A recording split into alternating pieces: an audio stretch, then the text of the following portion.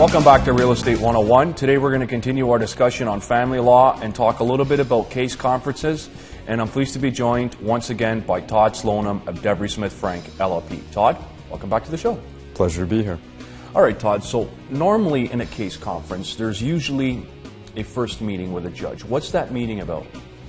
Okay, so in family law proceedings in Ontario, the first date before a judge is supposed to be a case conference. A case conference is an informal meeting among the parties, lawyers, if the parties are represented, and a judge. And the case conference can be held in chambers, or in a meeting, or in open court. It depends on which jurisdiction you're dealing with. Okay, now how long does it take to schedule a case conference? It's a good question, and it really depends on jurisdiction where you reside. You can't forum shop with courts, and so it really depends where the parties and the children live. Case conferences can take as little as 6 weeks to schedule, or it could be as long as 6 months. So unfortunately, you don't get to choose the jurisdiction, so there can be a significant difference in timing depending on where you live. Okay, so what exactly is the purpose of a case conference? So the main focus of a case conference is to have a meaningful discussion of the issues in an open way with the judge, who acts like a mediator, although he's an official judge. At the case conference, you can deal with procedural matters.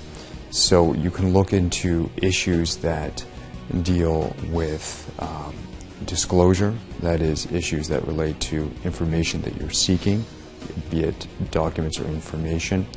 You can look to timetabling of events, next steps of a case. You could look at what evidence you may require in terms of expert evidence or expert reports.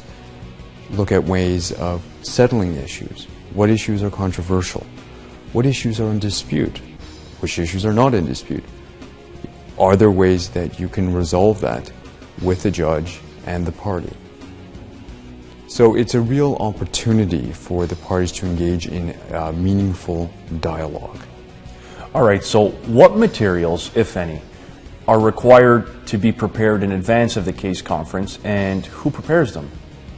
Okay, again, another very good question.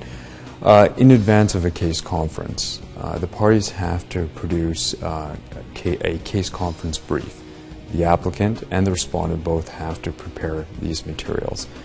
And it's an opportunity to provide the judge with your side of events, but focusing on the issues that can be dealt with at the case conference.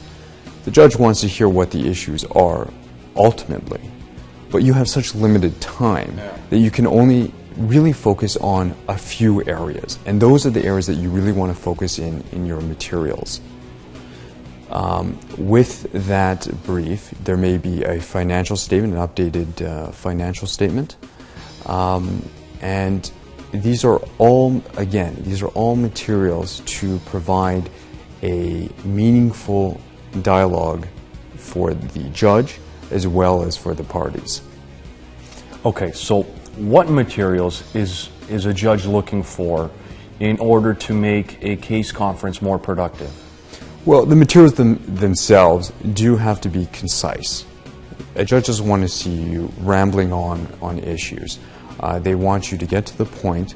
They want you, again, to focus on the issues that can really be dealt with that day.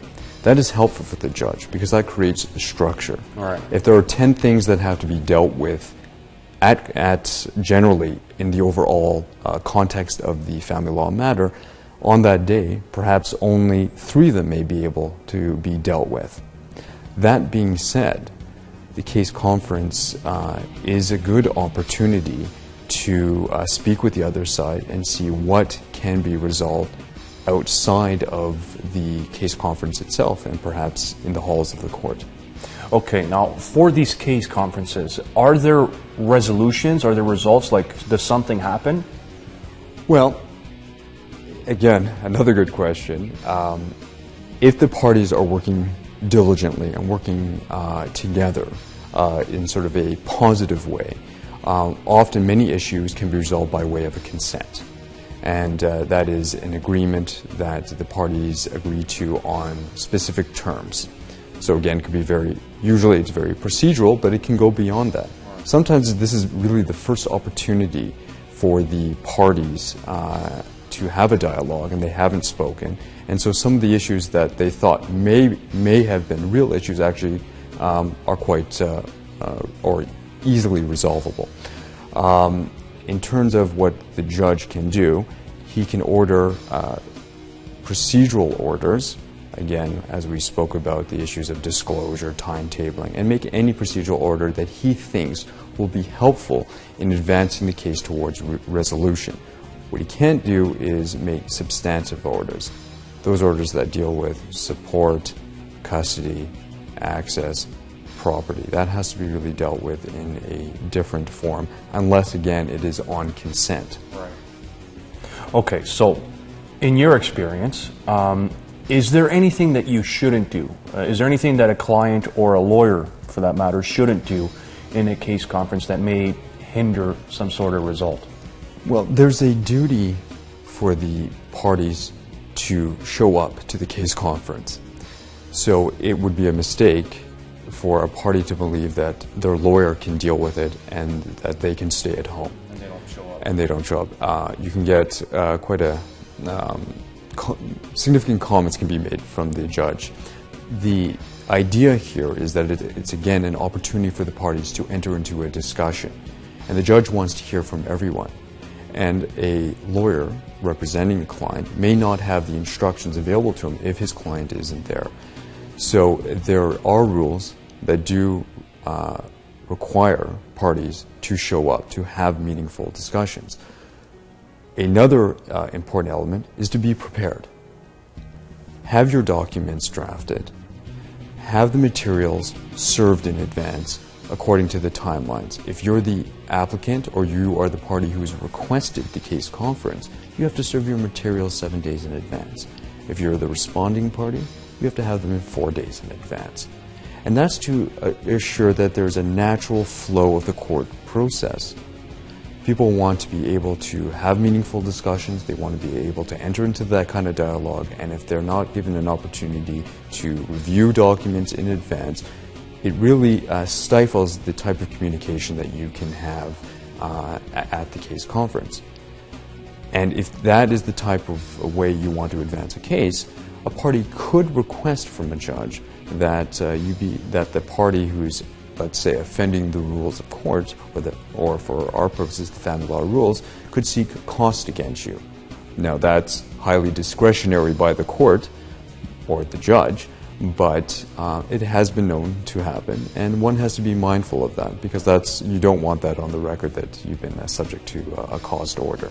Okay, Todd, so for today's final question, what should somebody do that they may be going into a case conference or may need, they're just starting their family law proceeding? Well, I think it's always helpful to have legal representation. Court can be stressful, and you may not know how to present your case. So having a family law lawyer to help you through a case conference can be quite meaningful. The issues are: be prepared to be resolution focused. That is the ultimate way of resolving your case. It reduces fees and reduces stress. If there are things that you're willing to, let's say, compromise on or enter into discussions that allow for a resolution, then bring that mindset to the case conference. Help the judge understand the issues. Why are they meaningful to you? Why are they important? Don't try to accomplish everything at the case conference, but try to accomplish those meaningful aspects of the case that a judge can help you with. Can deal with, yeah. And take direction. The judges will give direction and at times give opinion on issues.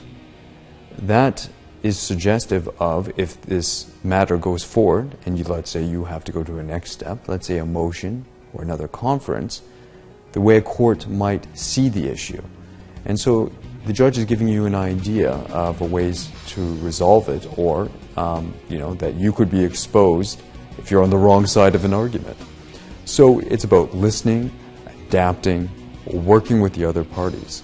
It's often difficult in family law, but if you take these steps, you can reduce the stress and reduce the cost of your family law proceeding. All right, Todd, great stuff. Thanks for coming on today's show, and I hope to see you again sometime down the road. Thank you for having me. So if you're having any issues with case conferences or need the help of a family lawyer, get in contact with Todd Slonim of Devry Smith Frank LLP. I'm Joe, thanks for watching, and we'll see you next time.